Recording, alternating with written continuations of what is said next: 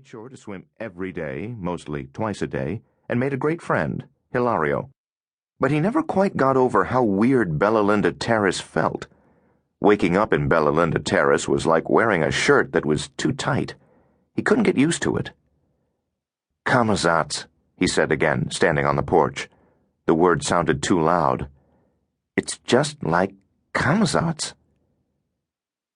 The hot afternoon wind pushed against him, trying to blow him up into the hills. At the old house there were big trees that offered shade and cut off the afternoon wind, but in Bella Linda Terrace all the trees were saplings. The trees here were like a kindergartner's drawing of what a tree should be, stick trunks with stick branches. There was no shade at all, and every afternoon the wind was fierce and steady. "I live on Kamazats," Travis said. It was true. Everything here was exactly the same as everything else. Nothing was out of place. There was one huge difference, though, between here and Kamazats.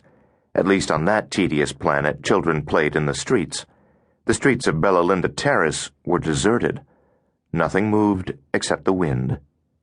Creepy. He'd better get going to Hilario's. Hill's bedroom was always dark. He kept it dark because it made playing video games easier. No glare on the screen, but Travis didn't understand why it had to be dark when he wasn't playing. Travis and Hill basically lived in the same house, Kamazats again.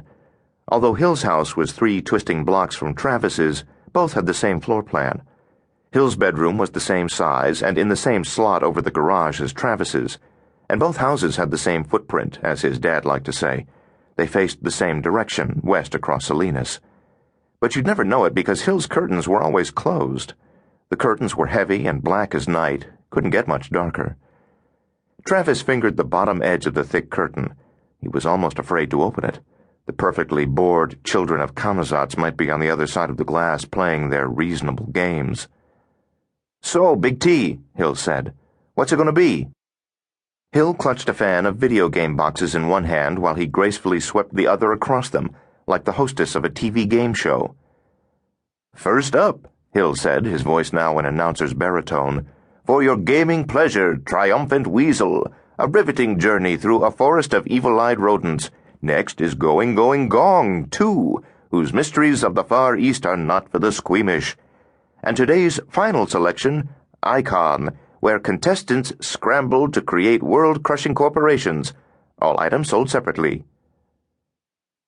Travis didn't want to play video games today, but he had to laugh. Hill was a funny guy, that's all there was to it. Sometimes Travis laughed just looking at him, as if he could almost hear the funny things cooking in Hill's head. Even his name was funny. Hill, Hilario, Hilarious.